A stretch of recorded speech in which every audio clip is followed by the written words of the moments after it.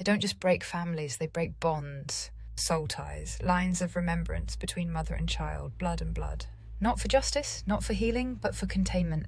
Because nothing threatens this system more than a mother who remembers who her child really is.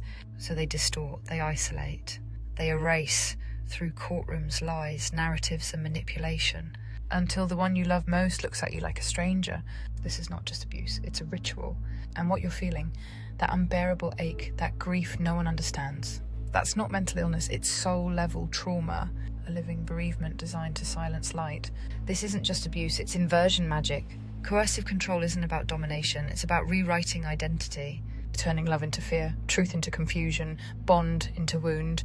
They don't just want obedience, they want disconnection. Because a child connected to a loving parent remembers safety, remembers source, remembers who they are, and the system can't allow that. So they plant whispers, rewrite memories, mirror your light as danger, and slowly the person you raised vanishes behind a false story. It's not just heartbreaking, it's intentional. This is psychic warfare. The trauma severs, not just relationships, it shatters the soul's anchor. The part that says, I am loved, I belong, I am real. When bonds break like this, violently, suddenly, without closure, the soul doesn't just grieve, it splinters. And those fragments, they become easy targets, easy to tag, easy to loop.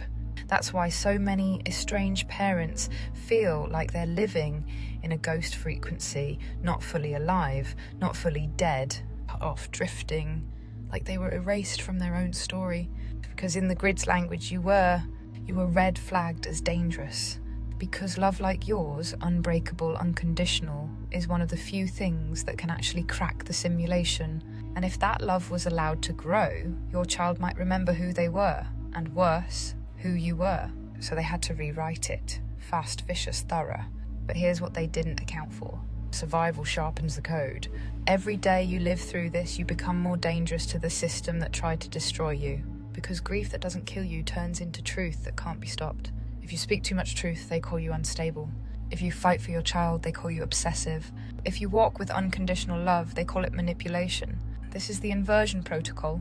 The system can't survive the truth of your intention, so it flips the script. It paints the most awake one as the most unwell. The one who sees through it all becomes the villain in the story they control, and it doesn't stop there. They use school reports, biased professionals, social engineering, digital surveillance, and the child's own survival response to reinforce the lie. The goal to program the child to fear your light so they stay in the loop, and you stay crushed. Because they know if the bond mends, the trap breaks. If the truth is remembered, the whole spell collapses. You weren't targeted because you were weak. You were targeted because you were coded to protect something sacred. You came here carrying a love that could override programming, a bond strong enough to wake a soul mid-loop. That's why they came for you. That's why they turned your child against you. That's why they painted you as unstable, dangerous, or obsessed. Because if they didn't, you might have succeeded. And that's all it takes to collapse the spell, one bond that survives the break. But here's the truth they can't delete. Grief like this doesn't end you, it activates you. You're not broken, you're forged. Through loss, through fire, through betrayal, you've become something the system fears most. A soul that remembers through pain. You were never meant to stay silent. You were meant to be the voice that reaches those no one else could reach. And you will. The war on the feminine didn't begin with courts or custody battles. It began the moment the system realised. Women, remember, not with logic but with knowing, not with proof but with presence. They carry timelines in their blood, truth in their dreams, and codes of remembrance in their wombs. That's why they were hunted, that's why they were burned, that's why mothers, grandmothers, daughters and sisters became the first to be silenced. Because a woman who remembers her power can pass that remembrance to her children, and that breaks the loop. So the system built tools, coercive control, false diagnoses, legal distortion, gaslighting through authority, the unfit label, the crazy woman archetype and soul severance rituals, master's protection, not to protect children but to protect the system from what a child might remember through her. To the women, they tried to silence what still lives in you. They took your child, they stole your voice, they rewrote your story with lies and called it justice. And still you breathe. That alone makes you dangerous. Because what survives this kind of loss doesn't just survive, it remembers. You are not weak, you are the part of the system they couldn't control. They had to isolate you because your love was too loud. They had to gaslight you because your knowing was too accurate. They had to turn your child against you because your presence was unlocking something ancient. And now, every day you keep going, even with the ache in your chest and the silence in your phone, you're radiating a code that shakes their false reality. Because even disconnected, you're still linked. The bond they severed, it's still pulsing, still transmitting, still sacred. And one day, your child will feel it, and the spell will break.